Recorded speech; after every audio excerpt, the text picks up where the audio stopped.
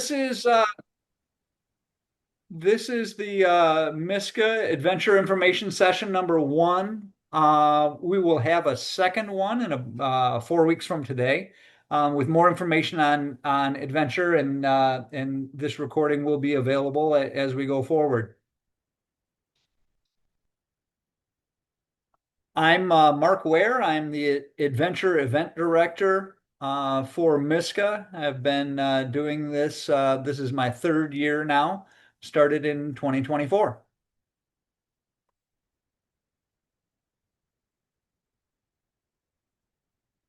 So I've got two slides here that are basically the agenda for the meeting, and each bullet point is pretty much one slide. And so what we're going to cover is, first of all, we'll start with what does adventure even mean, and because adventure kind of brings a lot of different things to people's mind, so we'll talk about that a little bit. We'll talk about adventure events as team events, and why that team aspect is important and how it's different from other things that you might see in MiSCA. Why does MiSCA have an adventure program? How does this even fit? For those people that say, I thought we were all about mountain biking, why do we do this? And so I'm going to address that. Are adventure events competitive? I'm going to address that question because there's not a simple answer, and I'll tell you more about that. Where and when are the 2026 Adventure Challenges? We've got two of them planned. I'm going to talk about both of those, what they're about, and what to expect. What's new this year in adventure? We've gotten feedback from the community, and I'm going to talk about that feedback. I'm going to talk about what we're doing differently and why. I'm going to answer the question, is a coach required on every team? And the reason I'm putting this out there is if you take a look at pictures from adventure events, you pretty much see coaches on every group that you see out there, and you say, oh, that must be required. It's not, but I'll talk about what that requirement is. Then we'll talk about what is a typical 1 hour event, a 2 hour event, a 4 hour event. And when I say what is typical, what I mean is I'm going to kind of carry you through some events that we've done in the past. That was a 1 hour event, a 2 hour event, a 4 hour event, and talk about what are the steps and what are the things that you should expect if you do each of these. The next point there, what are we looking for? What I mean is, what is it that we're looking for in the woods that we're going for? After we say go and you've got to go and do things, what are you doing? I'm going to talk about that. Why do we need to arrive an hour early? In other words, the schedule on the day of adventure events is a bit different than the schedule for instance, a mountain bike race. With a mountain bike race, you know what you need to do. You need to show up, you need to warm up, you need to get in line in time, and then you go. There's a little bit more going on here, and we're going to talk about that. How difficult is the navigation? I bring this one up because I know from experience, from talking with people, that this is an anxiety producer for a lot of people is, wait a minute, you're going to give me a map and a compass and I have to find my way. How tough is this going to be? I'm going to talk about that. What does a typical map and instructions look like? There's even though for a particular event that you may do, you're not going to get the map and instructions until just before the event. There's no reason that I can't share with you what a typical map and instructions look like, so you have an idea of, oh, this is the kind of thing that I'm going to get. I'm going to show you that. And finally, I'm going to talk about what are we going to discuss in the second adventure information session 4 weeks from today, and what's that going to be about, and how is it going to be different from what we're doing tonight. So let's start with, what does adventure even mean? I think when you say adventure event, it brings a lot of different things to people's minds. Some of them positive, some of them less positive. And so let's start out with what does Webster's dictionary say? If you take a look at Webster Online, and this came from Webster, it says, it gave two definitions when I looked it up. Number one, it says an undertaking usually involving danger and unknown risks, which sounds kind of imposing. And I get it. And those people that are a little bit intimidated by adventure events, they're probably thinking something more like this. And then the second definition it gives is an exciting or remarkable experience. And those people that get excited when I say adventure events, they're probably thinking something more like this, something more positive. And the truth is that both are true. It is there is some risk and some things that you have to be careful about, and there are also exciting and remarkable experiences that people get out of them. So let's get a little bit more specific here. Let's get out of Webster and talk about what do adventure events really mean. Adventure races or adventure events, and I'm going to talk about the race and event point in a minute, generally include four things. There are four components to pretty much every adventure event. Number one, mountain biking. So sounds pretty appropriate, right? MiSCA, mountain biking. Yeah, okay. Yeah, that's part of every adventure event. Number two, trekking. This term sounds a little bit unusual. It's not one that we use commonly when we're talking about how to get around on foot. But basically, the point here is that you're going around on foot, but you aren't necessarily running. You may be walking, you may be jogging, but you're going on 2 feet. So that's the second part of it. Third part is paddling. Paddling is a very common part of adventure events. Every adventure race that I've ever done has paddling. It's either flat water paddling on a lake, or in many cases, it's down a river. And it's in a canoe or it's in a kayak. It could be either. But paddling is a typical part of adventure events. And then finally, the part that brings people a bit of anxiety, land navigation. Because when you just put those words out there, land navigation, for most people, they say, I don't know anything about land navigation. Well, we're going to talk about what that is and the difficulty level of it and how these four things come together to make a great event. Thanks, Mark. And when it comes to these different, at least the biking, trekking, and paddling, um, the first event at Stony Creek, we don't have a paddle event, so it's just the mountain biking and trekking. What percentage of the course would you say is mountain biking versus trekking? I generally go for about a 60-40 when we're doing, because generally speaking, an adventure event would be more like 50-50. But because we are a mountain biking centric organization, I bias it towards the mountain biking and make it about 60-40. Thank you. So here's a key point. Adventure events are team events. So compared to, say, a mountain bike race, a MiSCA mountain bike race, or a running race, or a triathlon. When you think of a lot of those type of events, you think of I'm going out there by myself and I'm going to do my best. And adventure events are different. They are team events. It's one of the things that makes adventure events fun and unique from most races and other activities, that they're done in teams. And I think that these events are great for learning, great for teaching people how to work together as a team. I think it's a great thing for young people to do in order to build that muscle of working with other people, not just making a decision all by yourself and doing it, but working with other people and building on the strengths of everybody in the team to make the team function well.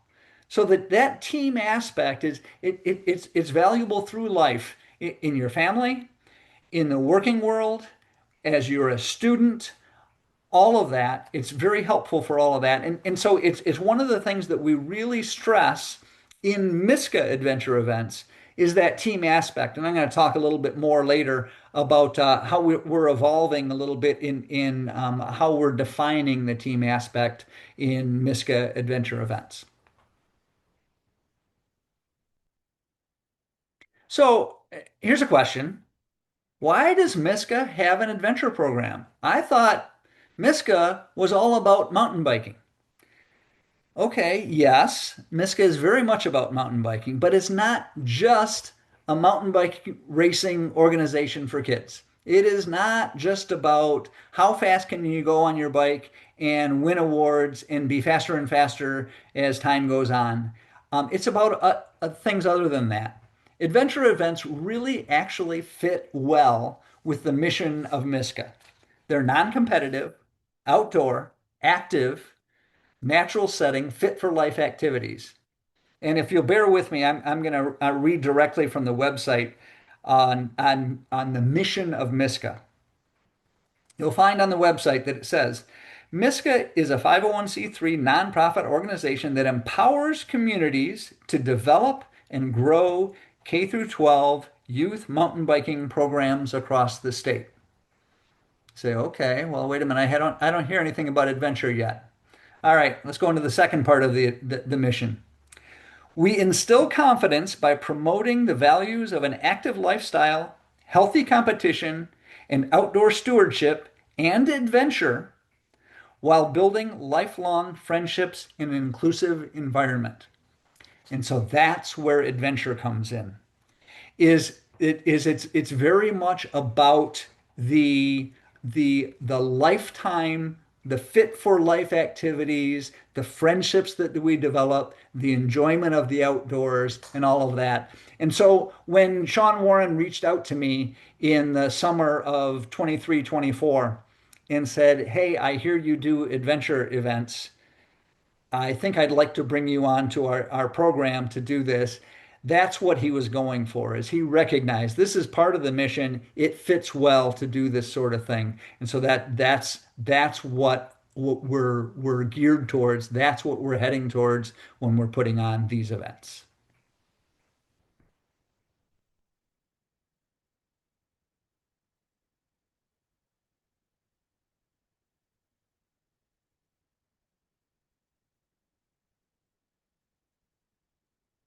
Next slide, Sean. Yeah, are you seeing the let's Oh, have I'm some sorry. fun? Now it's showing up for me. Okay. Sorry about that. Are adventure events competitive? Okay, so I asked this question because it's kind of a key thing. The whole competitive aspect, because one of the things that Sean told me when we got this started is he says, look, we've got mountain bike races and that is for competition and we're all about the competition, but more competition is not necessarily what we need. And it actually worked out fine. I didn't have to change a thing from what I did when I was putting on adventure events for the for I was doing it for the public. I had a website and I was putting on adventure events. And so let me start out by saying we call them events, not races, to emphasize the fact that they're not all about the competition. Now, these three bullet points that I have here, this was true when I put on what I called adventure races in the past, and it's also true, I have found, with the MiSCA adventure events that we do. I find that about a third of the people that come out here to do this, they're there to win. They are competitive. They're going to go at it. They're going to do everything they can. They're going to go for it, at least to place. About a third of the people. About a third of the people that come out, they're like, yeah, I get that, but it doesn't matter to me whether I win or whether I end up in the top. But I really I want to put in quite an effort and like, come on, team, let's hustle. Let's go out there and let's have some fun. And about a third of the people, they were never about that in the first place. They said, hey, I want to do this for the experience. I want to do this for the joy of being outdoors, for the fun of going out and following the instructions and seeing how I can do and enjoying it, working together with a team and feeling that accomplishment of that we completed this event. So I find that that's very much true. So if people ask you, are adventure events competitive? The answer is, it's whatever you make of it. And that's really the way it is. For all of those people, though, I find time after time after time, people that come in, very much some of them with a little bit of apprehension and a little bit of concern for things like navigation and stuff like that. people have fun, and that's really what it's all about, is enjoying yourself in the outdoors.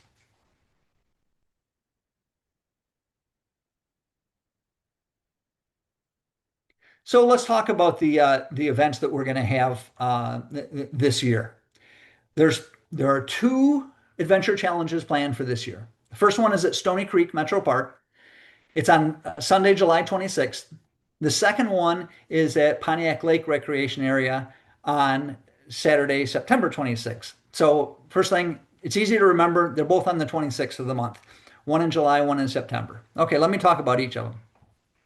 The one on Stony Creek.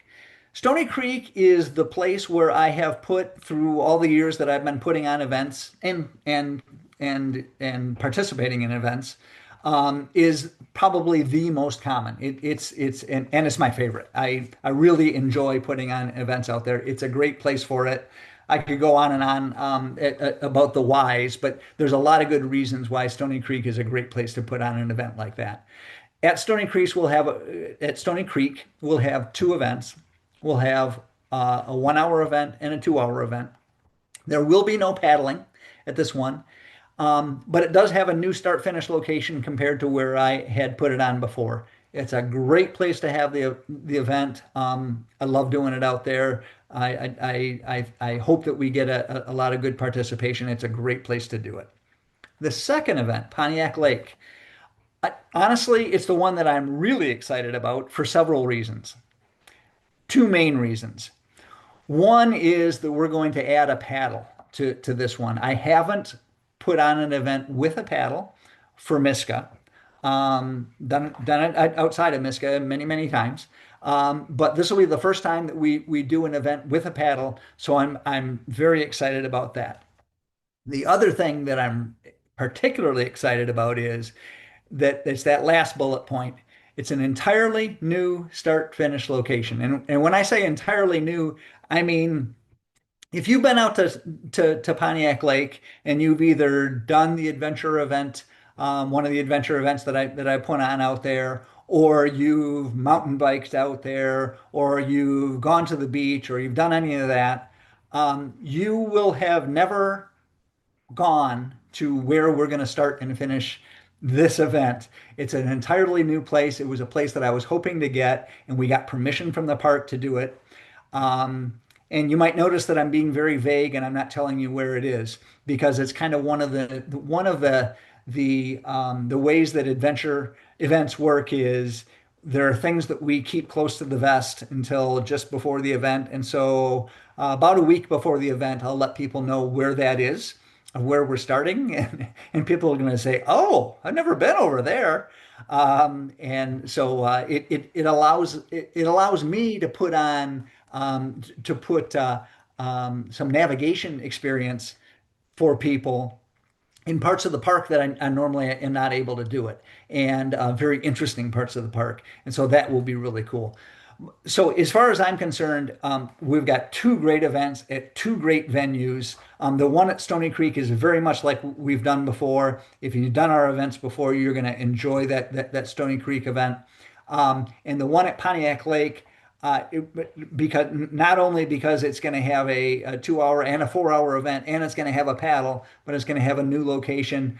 There's a lot of things to be excited about in that event, and I'm hoping that it takes off and it becomes a big event for us.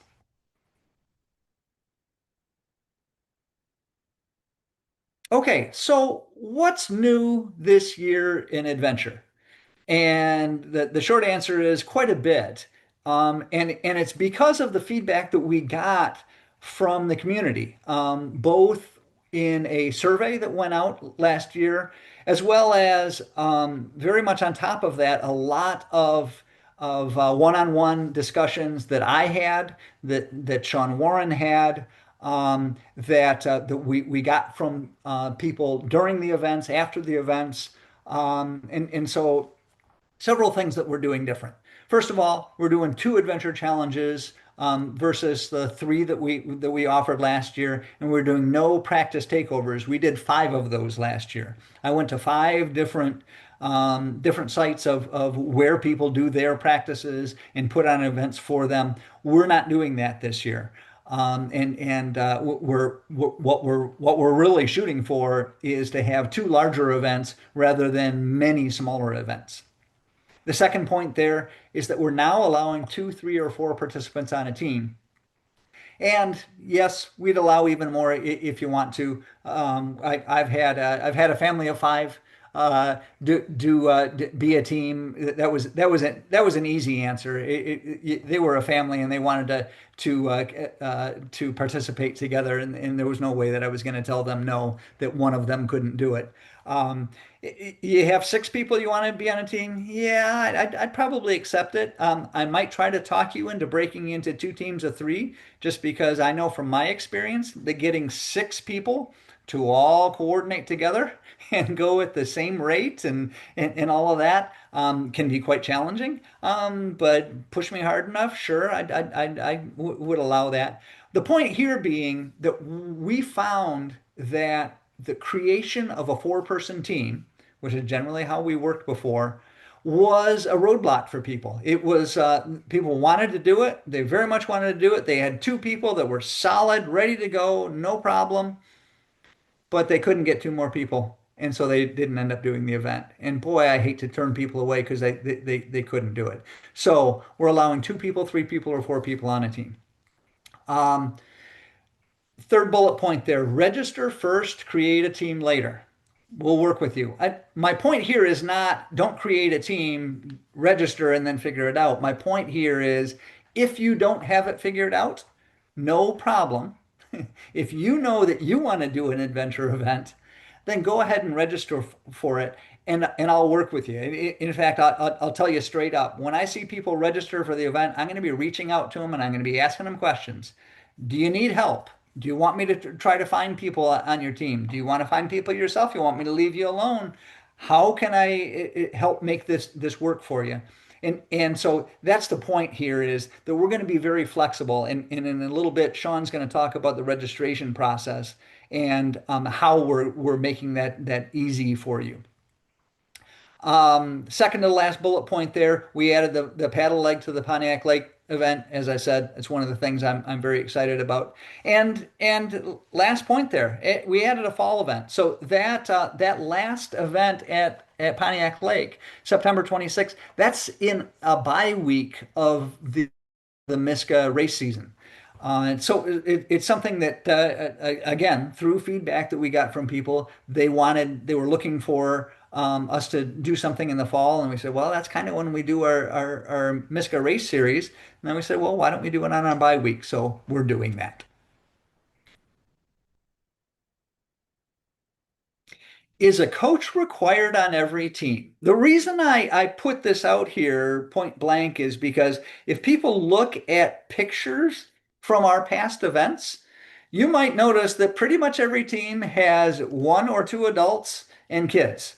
The pictures here, the one on the top is one of our time after time. They came out and did several events, and it was always terrific to see our swamp riders to come out and get in the event. The picture on the bottom is three coaches that raced, and which, by the way, is one of the things that we're pushing for. But do we need to have a coach on every team? No, we don't. But for the 1 hour and the 2 hour events without a paddle, teams with one or more student that is not yet in sixth grade are required to have a coach. So if everybody is in sixth grade or above, you have a group of two or three or four sixth graders, sixth and seventh graders that are doing the event and they want to do it without their coach. Yep, for the 1 and 2 hour events, yes, we will allow them to do that. We have a slightly higher bar, second bullet point there, for the 2 hour and 4 hour events with a paddle. Teams with one or more students that are not yet in ninth grade are required to have a coach. So we have a little bit higher of a requirement there. Why? It's because when we are putting on a 4 hour event, teams are going out far from the start finish area, potentially far from where we have people keeping a direct eye on them.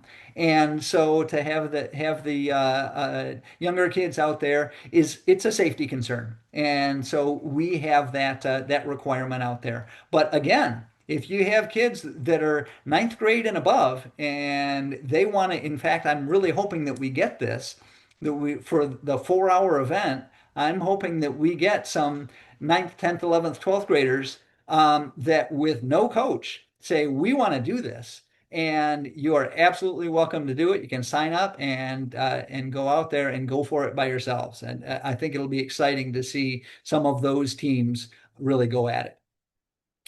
Third bullet point there, the middle school and high school students are strongly encouraged to participate. And quite honestly, to my surprise, have not been well represented in 24 and 25. It's somehow become a younger kids with parents, coaches event, and I really think that this can take off for middle school and high school students, some of our older participants in MiSCA to get out there. And I'm really hoping that we see more of that. And last bullet point there, coaches are strongly encouraged to participate as a coaches team. And we had some of that in 24. I don't know if I had but the one that I had the picture of there. Some of our friends that did the Pontiac Lake event in 25, but very much encourage the coaches to get out there. And I think that especially the middle school and high school students are going to be happy to be competing against or participating with their coaches. And so I would very much encourage coaches to participate as well. And I just wanted to do one clarifying point on the grade. So Yeah. the first event is in July, so you're not in school at that time. So the way that MiSCA's registration works is that whatever grade you're going into the next year, or so for the 2026 to 2027 school year, it's that grade. So kids who are in fifth grade today would be registered as sixth graders for the upcoming for this current season. And that's what the grade is based on. Thank you for clarifying that, Sean. Yep. So I'm gonna let Sean take this over in just a second here, but the point that we want to make here about registration is that we're very flexible. I think that some people are concerned that, for instance, here's some of the fears that I got. I sign up and I'm looking for people to be on my team, and I'm going to be stuck. And I'm a middle schooler, and I'm going to end up with a kindergartner on my team, and I don't want that. Or I sign up for the event, and it isn't until later that I find out that my friend wants to do it, but I've already filled up my team. Can I change my team? And the answer is yes. And so flexibility is a key part of what we want to get across here. And Sean, I'll let you take it from here.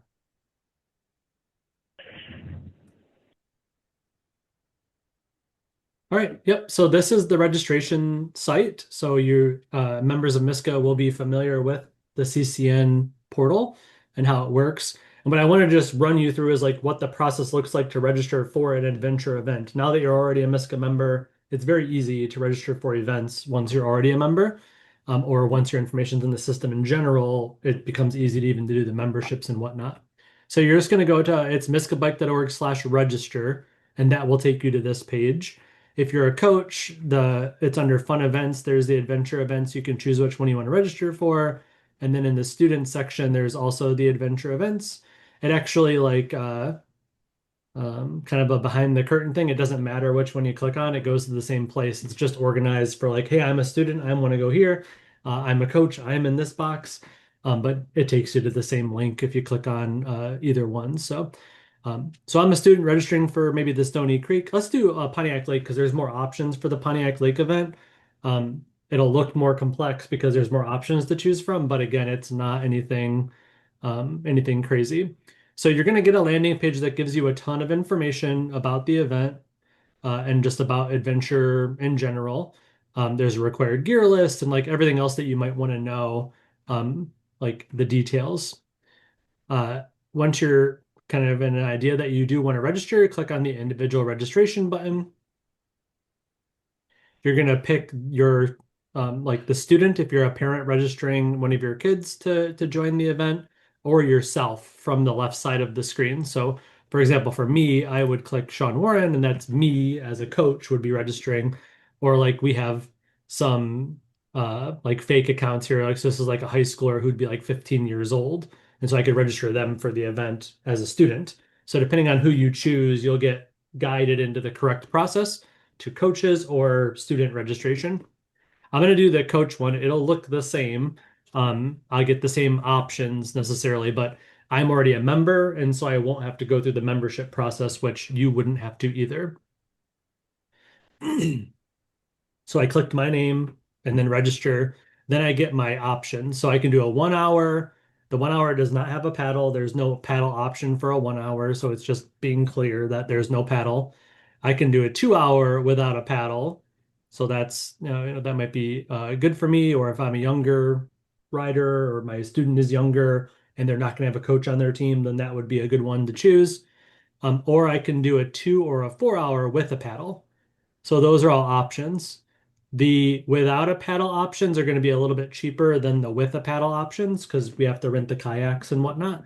But that's really the only difference when it comes to the registration process, other than the general rule about having the older kids on a team, which is also documented here. So I'll just choose the 2 hour with a paddle. Again, it doesn't really matter which one I choose. But once I choose the option, it's not different anymore after that. There's no special questions for the with a paddle group or anything like that. So I'm gonna scroll down, hit next, and then you're going to be asked two questions, and that's pretty much the end of the registration process. So, the first one is, will you be organizing your own team? So that means you've kind of got it figured out what you want to do. You have two or three or four or six people that want to do it, and you're going to kind of organize your own team. So there's a couple options. So I'm planning to form or have formed a team on my own. So that's what I was just describing. So you the people that you want on your team, you've kind of already organized it yourself. I don't have a team and would like MiSCA to pick a team for me.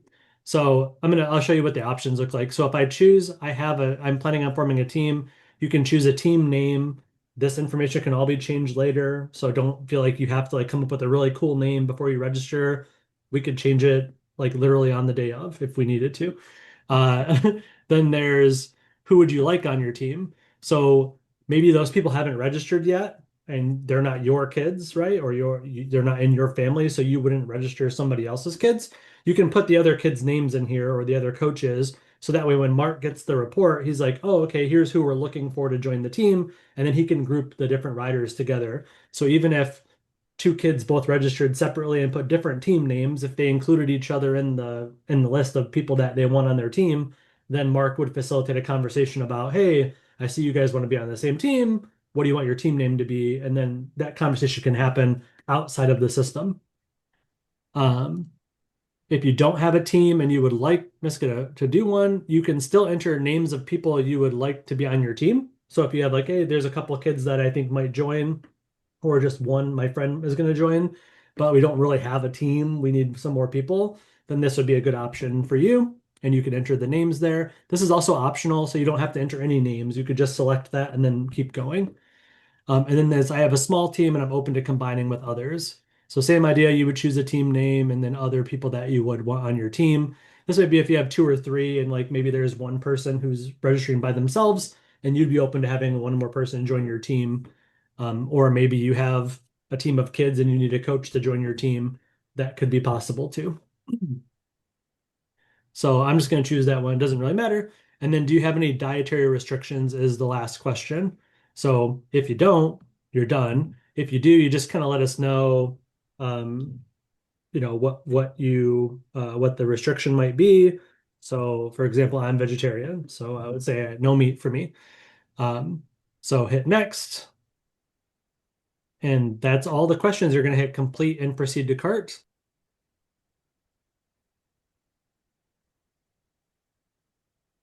And then the final step is just going through the waiver. So this is the waiver that you would have already signed when you registered as a member originally. Um, our insurance does require us to ask for the waiver again for the event because it has specific parameters for the event that you're signing up for. But nothing else is different about it other than that. So because I chose the paddle option, my price is a bit higher. So it's $20 more for the paddle option versus the not having a paddle. So as a coach, it would have been $10 for me normally. And now it's 30 because I have the paddle option. So then I would just put in my credit card information, which I'm not going to share with you here, and then I would hit submit and complete, and then that would be done. Then Mark would start, you'd start getting included in the emails from Mark um, to help you get set up. So I'm going to clear my cart because I don't want to, I'm not registering for that right now. Um, and unless there's any questions, I can kick it back to you, Mark. All right. Thank you, Sean. Yeah, you did make that look very simple. Appreciate that. So I'm going to talk about the 1 hour, 2 hour, 4 hour event and kind of carry you through. So what does a typical event look like? As I said here, every event is different, but a typical event might be comprised like this. And this is actually from an event that I did in the recent past, last year. I believe this was the Pontiac Lake event. I'm not sure, but it doesn't matter. So basically, when I put together the events, I consider them by time. And I'll let you in on a little secret here. For all of the times that are shown here, these are the times that I would expect a typical participant to take this much time, and that is twice as much time as it takes me. And it's not because I'm screaming fast or I'm an incredible athlete. It's because I know exactly where I'm going and I don't need to take any time to double check the instructions, make sure I'm heading in the right direction, get ready, and then go. I just go. So here's how a 1 hour event might go is everybody would line up at the start line. I'd have everybody set a couple minutes before. I would say go. And by the way, you're not on bikes, you're on foot. And I would say go. And you would go for an initial navigation, which is typically 2 or 3 control points. I'm going to talk about control points in a minute. 2 or 3 control points. You're going to go out. It'll take you about 7 minutes. You're going to come back to where you started, and you're going to go to your bikes where your bikes are. Um, and get on your bikes. You're going to bike for about 20 minutes, gather some control points along the way. And then you're going to be stopped at some point at what I call a mid nav, which means that it's kind of in the middle of the race, in between mountain biking sections. And you're going to get off your bikes and you're going to go and you're going to grab a couple of more control points, say 3 or 4 points. You're going to come back to your bikes, get on your bikes, and you're going to bike for about 15 minutes. You're going to bike typically back to the start finish area, drop your bikes, usually get a new passport. I'll talk about the passports in a minute, and do a final nav. It takes about 10 minutes. If you do the math and you add all of those up, that comes out to 1 hour. Now, I want to be very clear. I'm not telling you this is what our 1 hour event is going to be. I'm telling you here's a typical one. Here's one that I did before. I can change it up a little bit. There might be, instead of having 5 legs, there might be 4, or there might be 6. I might do things a little different. It might change the order. I might not have a mid nav. So things might be different, but there's an example for you of what a 1 hour event might look like. And when we did this, like on as a team, we did the 2 hour event, and our Mhm. team was running kind of slow. Mhm. So we chose to skip the mid nav so that we Mhm. could get more of the control points on the bike. Yep, And then we had a little bit of extra time left over, so then we were able to do some of the final nav as well. So you can kind of exactly. pick and choose and figure out what makes the most sense for your team as you're going.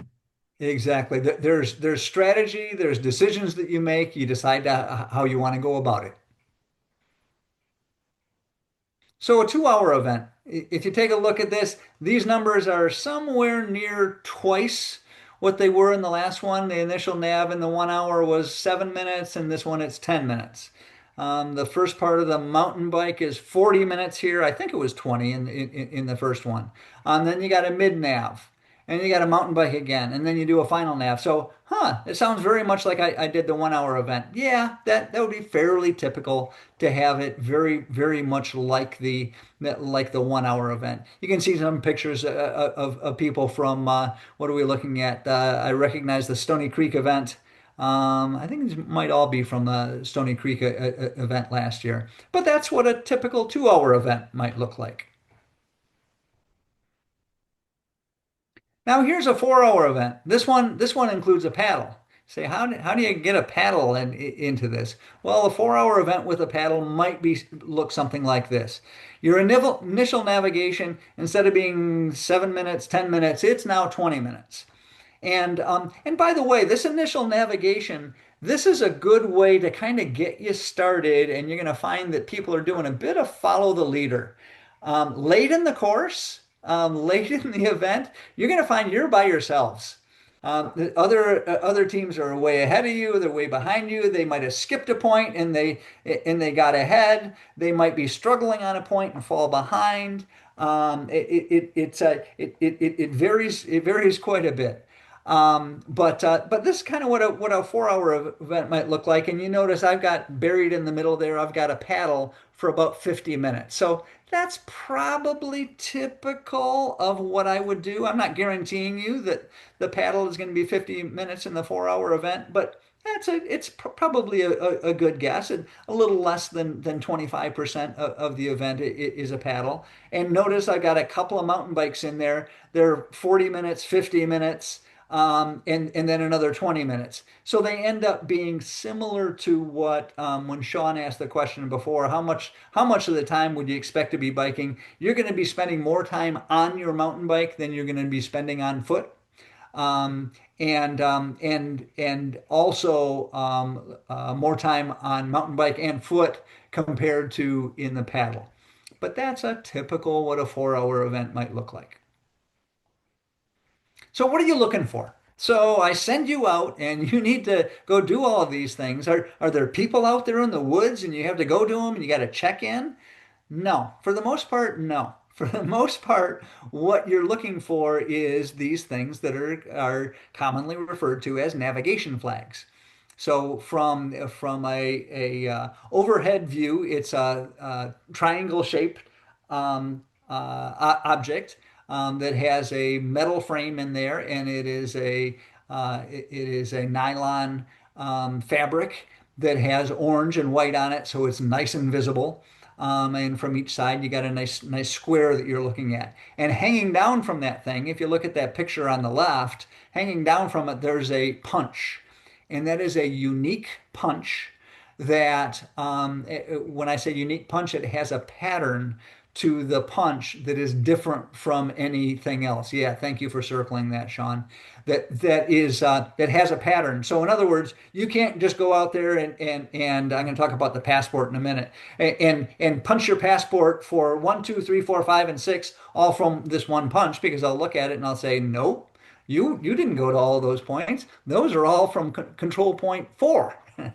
And I caught you. So that's the way that you catch that. So every team will have a thing that we call a passport. And that passport is something you carry with you that is very important. Do not lose that passport.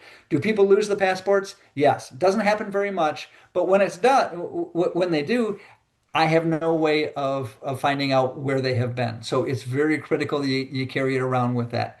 And you may get a new passport at some point during the race. Sometimes you come in with a passport, you hand it in. We give you a different passport and you go back out. And that way we can take a look at your passport and see what you've gotten so far at that point in the race. It's fairly typical that we do that. So those control points are attached to the navigation flags, and it's made up of the navigation flag plus punch. Some of the flags are right on a trail. Some of them are easy to find.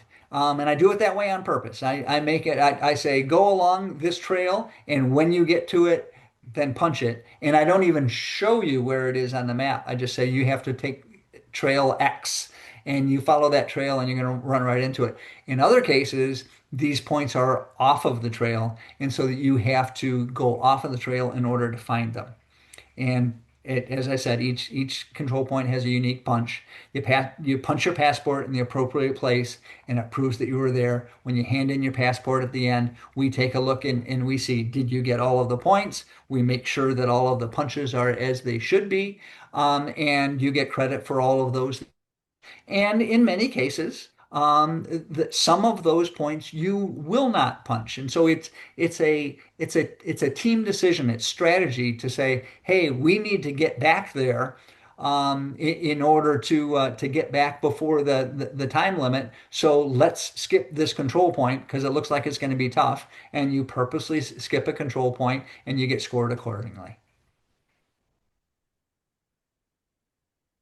Okay, so why do you need to arrive an hour early? You see, for instance, that a given event, say the start time is 9 o'clock, and you need to be there by 8 o'clock.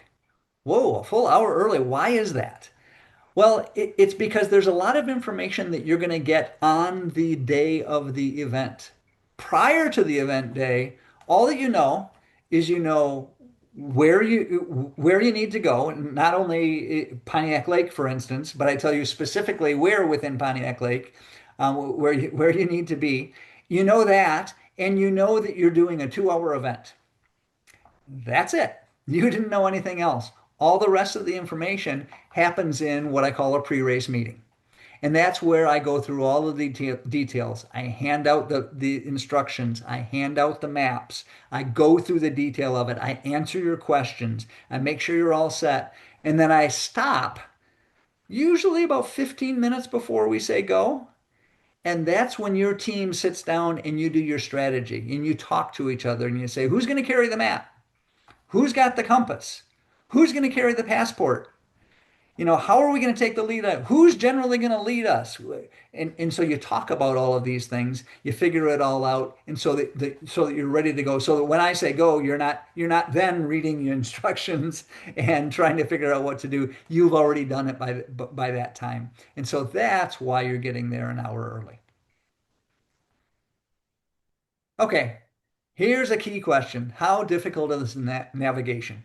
It can be kind of intimidating for people. Wait a minute, you're going to hand me a topographical map and instructions and a compass and I have to find stuff? Really?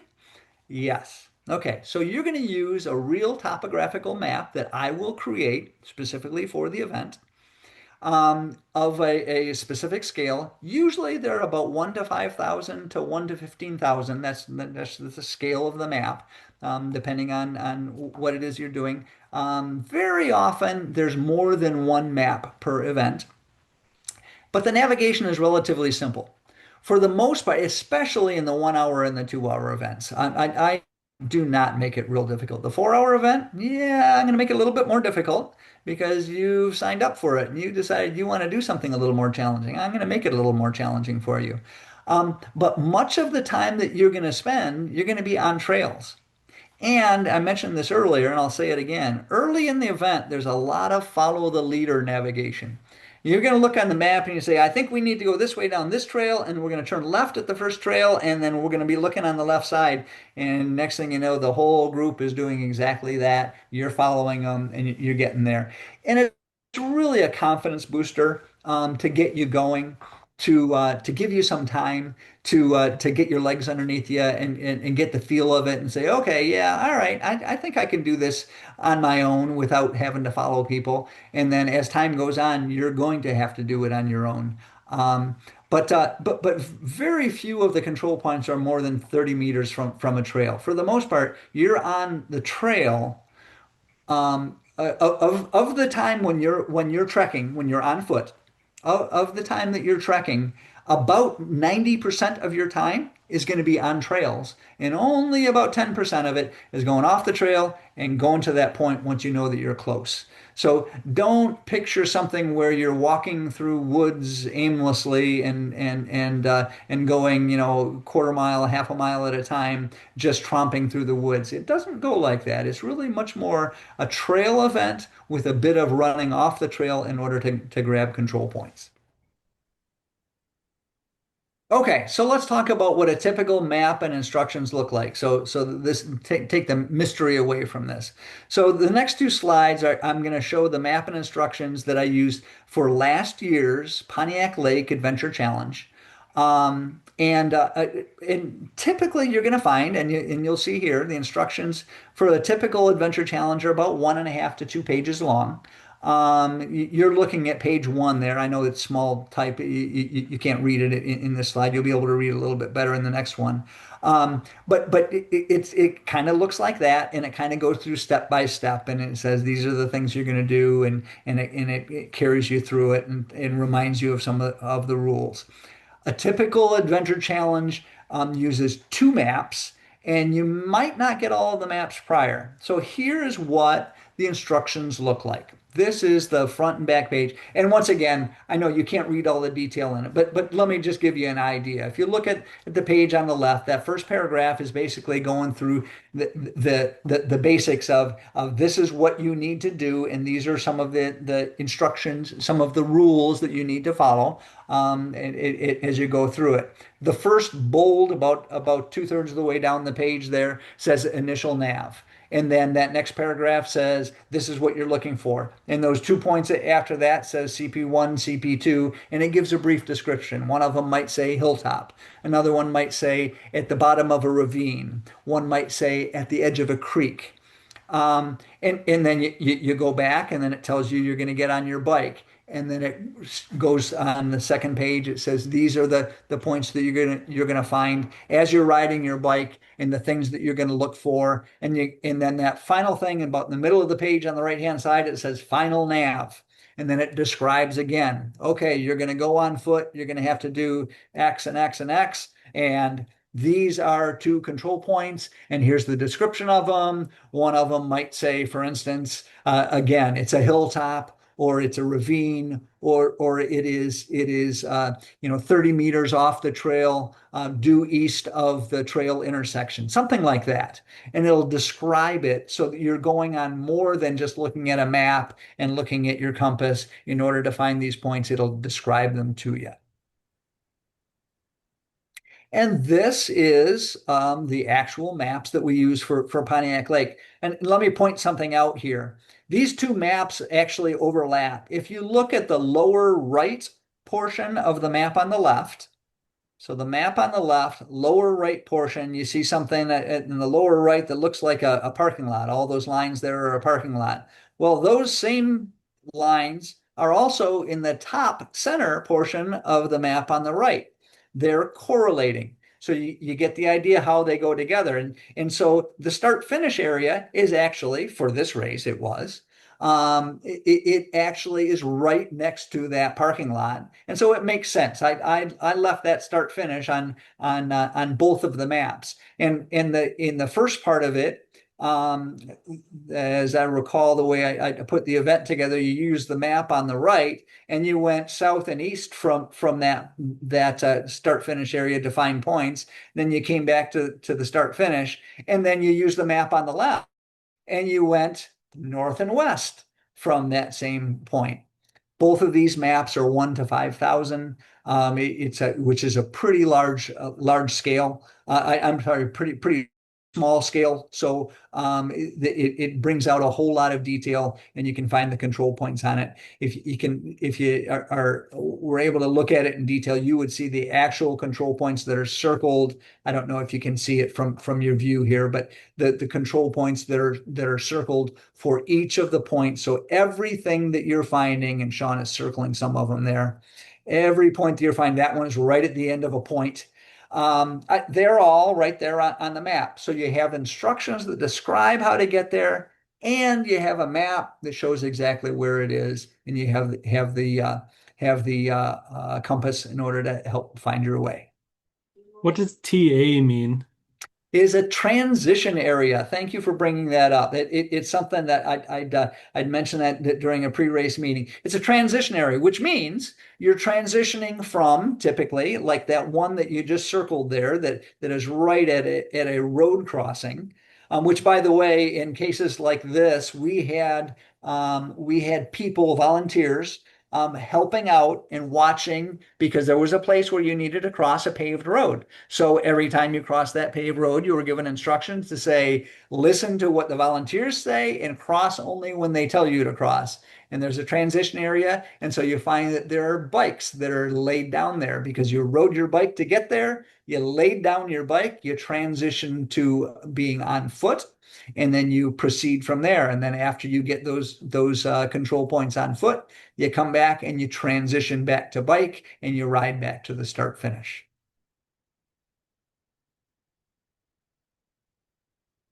Okay, so this is our pretty much our last slide here, and I just want to say, well, what is it that we're going to cover in the June 25th info session? So 4 weeks from tonight, we're gonna have another session. It gets into a bit more detail. In that one, I'm gonna do some navigation 101. I'm gonna talk about how to use a navigating compass. How do you figure out when you go off trail and when you should be on trail? I'm going to talk about measuring distance on a map, measuring distance in the field. How do you know?